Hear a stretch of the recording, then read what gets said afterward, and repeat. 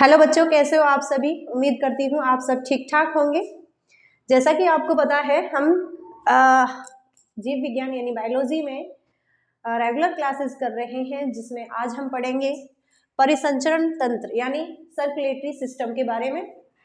आपको ना थोड़ा सा यहाँ पर ध्यान देने की जरूरत है। आप पिछली क्लासेस को देखते रहिएगा, जिससे का आगे की जो क्लासेस है आपको बहुत अच्छे से समझ में आएंगी। ठीक है, आज करते हैं हम परिसंचरण तंत्र। इसे क्या कहते हैं, तो इसे इंग्लिश में कहते हैं सर्कुलेटरी सिस्टम।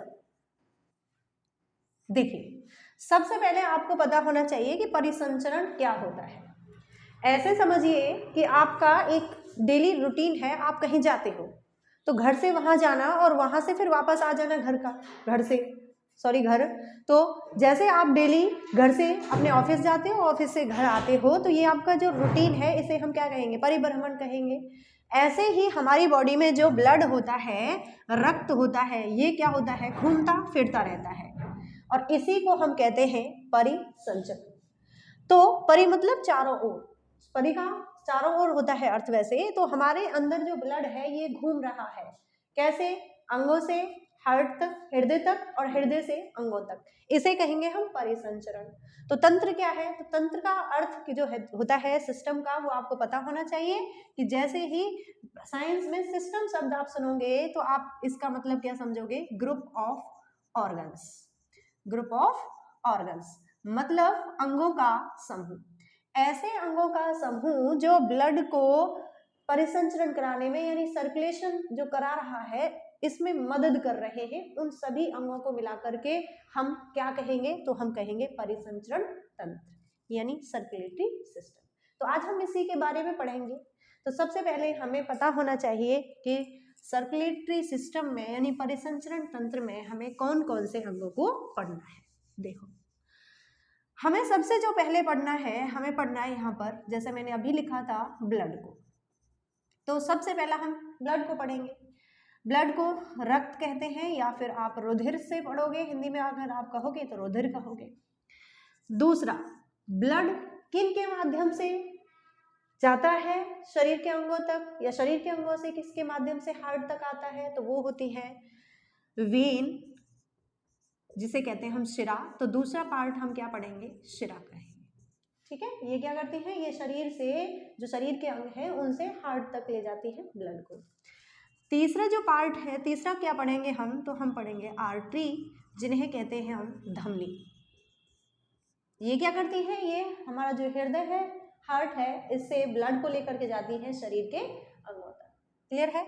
और फोर्थ पॉइंट की यदि हम बात करते हैं तो हम क्या पढ़ेंगे, मीन हार्ट को। बहुत अच्छा टॉपिक है, जिसे कहते हैं हम हृदय। इन चारों को हम पढ़ेंगे, जिसकी आज हम शुरुआत कर रहे हैं ब्लड से। क्लियर है। तो हम आज जो पढ़ेंगे वो ब्लड टॉपिक आप बना लीजिएगा, आज ब्लड को हम पढ़ेंगे। तो सबसे पहला क्वेश्चन तो यहाँ से यही आएगा कि परिसंचरण तंत्र की खोज किसने की। मेरे ख्याल से आपको पता होगा किसने की थी, विलियम हार्वे ने। कब, 1628 में। तो ये क्वेश्चन आपको याद रखना है कि यदि आपसे क्वेश्चन यहाँ से पहला क्वेश्चन यही बनता है कि परिसंचरण तंत्र यानी सर्कुलेटरी सिस्टम की खोज किसने की, तो आपने बताना है 1628 में विलियम हार्वे ने की थी। किसने की थी, विलियम हार्वे ने। क्लियर है। अब शुरू करते हैं। देखो, ब्लड जो होता है, रक्त जो होता है, क्या होता है, सीधा क्वेश्चन आता है, याद होगा आपको, आर्मी वाले बच्चों के पेपर में कई बार आ चुका है ये क्वेश्चन कि रक्त क्या है, तो आपको बताना है यह एक तरल संयोजी ऊतक होता है। क्या होता है, तरल संयोजी ऊतक होता है, यानी लिक्विड कनेक्टिव टिश्यू होता है। ये संयोजी ऊतक में क्या क्या आता है, आपको जब मैं टिश्यू कराऊंगी, ऊतक कराऊंगी, तो उसमें हमें पता चलेगा 4 प्रकार के होते हैं, जिसमें से एक आता है कनेक्टिव टिश्यू यानी संयोजी ऊतक। जैसे ब्लड हो गया, बोन हो गई, हड्डी, अस्थि, वो भी किसका भाग होता है, संयोजी ऊतक का होता है। तो ब्लड तरल है, इस वजह से आगे क्या लगा दिया, तरल। तो आपसे यदि क्वेश्चन बनता है कि रक्त क्या है, तो आप आंसर करोगे रक्त एक तरल संयोजी ऊतक होता है। क्लियर है। अब आपको पता होना चाहिए कि जो ब्लड होता है इसके अंदर 2 प्रकार के कंपोनेंट्स पाए जाते हैं, 2 प्रकार के अवयव पाए जाते हैं। क्या क्या, एक तो ठोस होते हैं और एक होता है तरल। तो ब्लड में जो तरल भाग है उसे हम कहते हैं प्लाज्मा। क्या कहते हैं? प्लाज्मा। तो एक क्वेश्चन यहाँ से बनेगा कि रक्त का जो तरल भाग है वो कितने प्रतिशत है, तो आप बताओगे 55% क्या पाया जाता है ब्लड में, लिक्विड पाया जाता है, यानी तरल भाग कितना है 55%। क्लियर है? तो ब्लड यानी कोई भी चीज कितनी होती है 100%, तो 100% में से यदि 55 इधर गया तो ये जो ठोस बचा है वो कितना बच जाएगा 45% बचेगा, 45%। ये क्या है? तो ये होते हैं ब्लड कॉर्प्यूस्कल्स। ब्लड कॉर्प्यूस्कल्स। तो यदि आपसे या तो ब्लड कॉर्प्यूस्कल्स करके पूछे या फिर आपसे पूछे कि ये ठोस कितना है ब्लड में, तो आपने बताना है 45%, तरल पूछेगा 55% और तरल क्या होता है प्लाज्मा। क्लियर है? हमने क्या पढ़ा? हमने यहाँ पर ये पढ़ा जैसे आप घरों में चाय पीते हो बना करके, तो चाय में दोनों तरह की चीजें होती है, लिक्विड भी डालते हो आप, उसमें ठोस भी डालते हो। लिक्विड क्या है? तो दूध और पानी तो लिक्विड होगा, और बाकी की जो चीजें बची जैसे चाय की पत्ती डालते हो, मसाला वगैरह, लौंग, इलायची, अदरक, ये जो डालते हो ये ठोस हो गया। ऐसे ही हमारे शरीर के अंदर जो रक्त है ना, इसके अंदर भी जो कंपोनेंट्स हैं वो दो प्रकार के हैं, ये मैंने आपको बताया। क्लियर है? तो जो तरल होता है, लिक्विड होता है, वो कितने परसेंट होता है, कितने प्रतिशत होता है 55 होता है। ठोस जो होता है वो कितना होता है 45, दोनों को ऐड करके तो हो गया 100%। तो या तो ठोस और तरल करके पूछेगा, नहीं पूछे तो क्वेश्चन पूछेगा प्लाज्मा कितने प्रतिशत होता है, तो आपने बताना है प्लाज्मा होता है 55। आपसे पूछे ब्लड कॉर्प्यूस्कल्स यानी रुधिराणु कितने होते हैं, तो आपने बताना है 45% होते हैं, जो कि 3 प्रकार के होते हैं। क्लियर है? पहले हम कंप्लीट करेंगे ज्यादा वाले पार्ट को, कौन सा? प्लाज्मा। तो प्लाज्मा से जो क्वेश्चन बनेंगे आपके वो क्या क्या बनेंगे, देखो यहाँ ध्यान रखना। सबसे पहला क्वेश्चन बनेगा कि जो प्लाज्मा होता है इसमें पानी का प्रतिशत कितना होता है, पानी का परसेंट कितना होता है, तो हम क्या पढ़ रहे हैं? हम पढ़ रहे हैं प्लाज्मा। प्लाज्मा में यदि जल पूछे, पानी पूछे, तो आप बताना कि जल का जो प्रतिशत है वो कितना है 90% है। क्या है? 90% क्या है? जल। कई बार आ चुका है क्वेश्चन कि कैसे आएगा, प्लाज्मा में पानी का प्रतिशत बताइए, जल का परसेंट बताइए, 90% बताना है। क्लियर है? देखो 2-3 क्वेश्चन क्या बनेंगे आपसे, मैंने अब अगर आपको याद है तो आपको 3 शब्द एक जैसे, लगभग एक जैसे कराए थे। शब्द एक जैसे आपको लग रहे थे लेकिन हैं अलग अलग वो, जिनमें से एक हम यहाँ भी पढ़ने वाले हैं। तीनों ही बता देती हूँ मैं कौन कौन से बताए थे, यदि आपको याद है तो थोड़ा ध्यान दीजिएगा। एक तो बताया था मैंने सीरम, और सीरम ही पढ़ने वाले। सीरम क्या होता है? सीरम ये होता है, देखो प्लाज्मा है और प्लाज्मा के अंदर एक प्रोटीन होता है, कौन सा? फाइब्रिनोजन। कौन सा? फिब्रिनोजन, या फिर फाइब्रिनोजन कहते हैं इसे। फाइब्रिनोजन जो प्रोटीन है इसका कार्य पता है आपको? फाइब्रिनोजन प्रोटीन का कार्य होता है इसका ब्लड क्लॉटिंग कराना, यानी रक्त का थक्का बनाने में मदद करना। क्लियर है? एक क्वेश्चन और पूछ लेता है कि फाइब्रिनोजन प्रोटीन जो होता है इसका निर्माण कहाँ होता है, तो आपको बताना है इसका निर्माण जो होता है वो होता है यकृत में, लीवर में इसका निर्माण होता है। क्लियर है? तो हम क्या पढ़ रहे थे? हम ये पढ़ रहे थे कि प्लाज्मा के अंदर से यदि फाइब्रिनोजन प्रोटीन अलग कर दिया जाए, मैंने क्या कहा? मैंने ये कहा कि फाइब्रिनोजन प्रोटीन यदि हम प्लाज्मा से निकाल देते हैं तो जो बचा हुआ प्लाज्मा है वही क्या कहलाता है? सीरम। तो आप बताओगे ना, आप क्या बताओगे यदि आपसे क्वेश्चन पूछा जाता है कि सीरम क्या है, तो आपने आंसर लगाना है कि जब प्लाज्मा के अंदर से फाइब्रिनोजन प्रोटीन निकाल दिया जाता है तो उसी को हम क्या कहते हैं? सीरम कहते हैं। क्लियर है?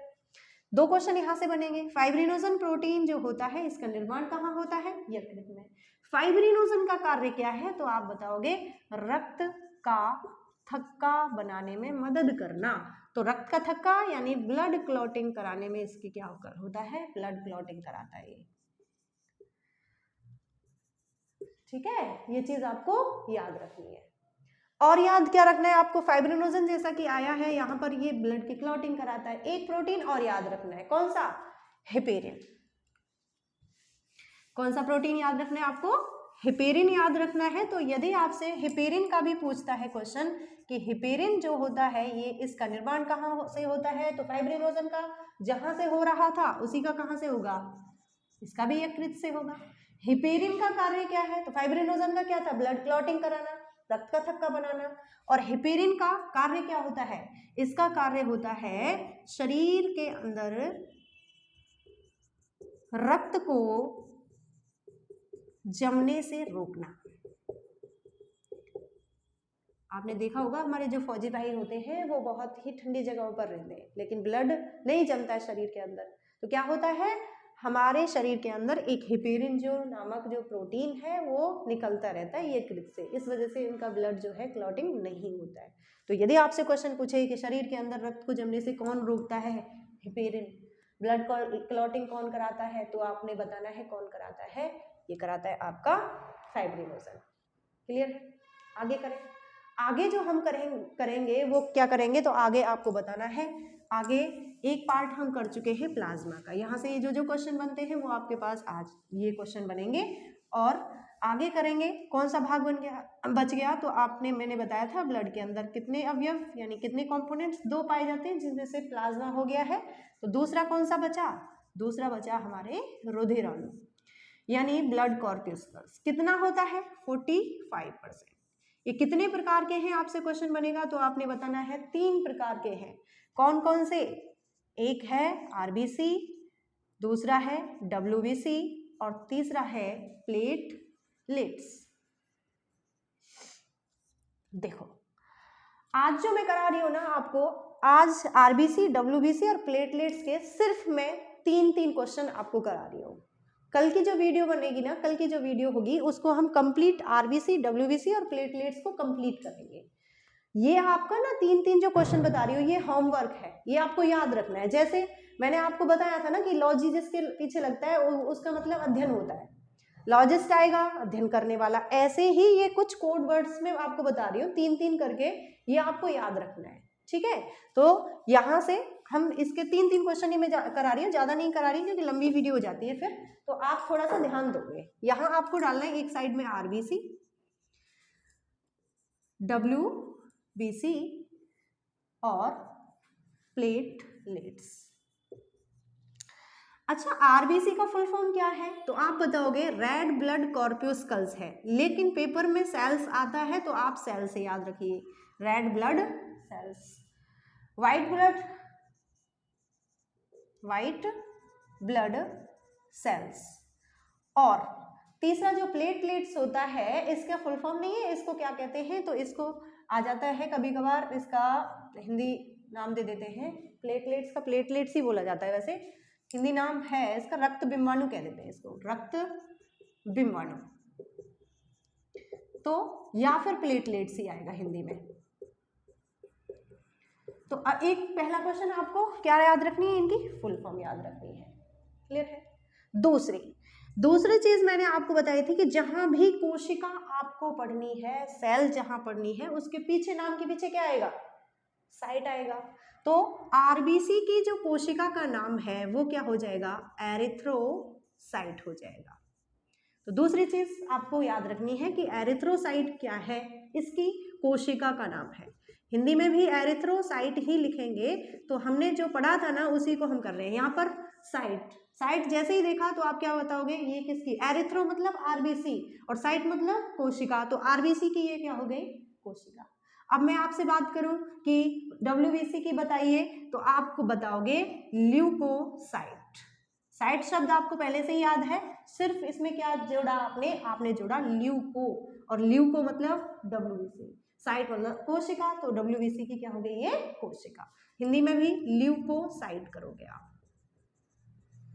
तीसरा प्लेटलेट्स के लिए जो साइंस में नाम है वो क्या है, थ्रोम्बो। अब थ्रोम्बो तो क्या हो गया, ये हो गया प्लेटलेट्स, और पीछे लगा दिया क्या, साइट, तो थ्रोम्बोसाइट्स मैंने साइट कर दिया है, तो थ्रोम्बोसाइट क्या हो जाएगा, ये थ्रोम्बोसाइट हो जाएगा। इसका या तो दूसरा नाम करके पूछेगा या फिर पूछेगा कि प्लेटलेट्स की कोशिका का नाम बताइए।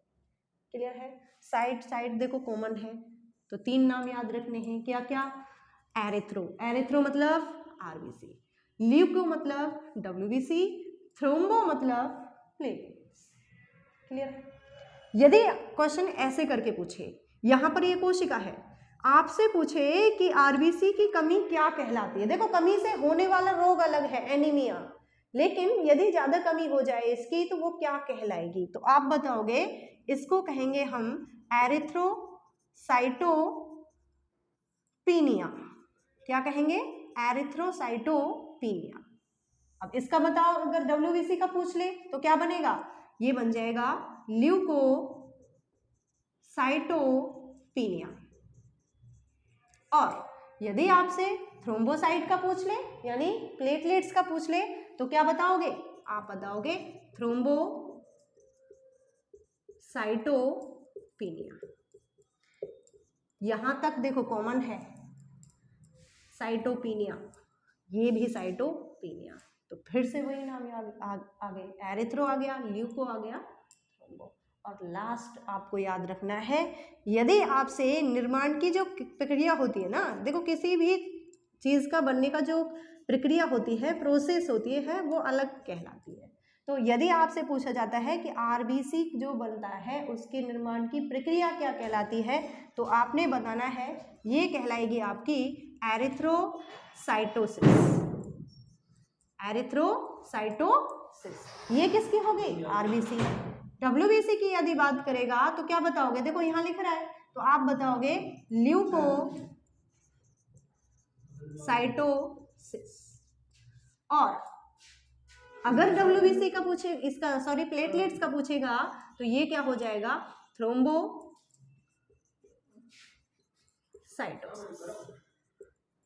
क्लियर है?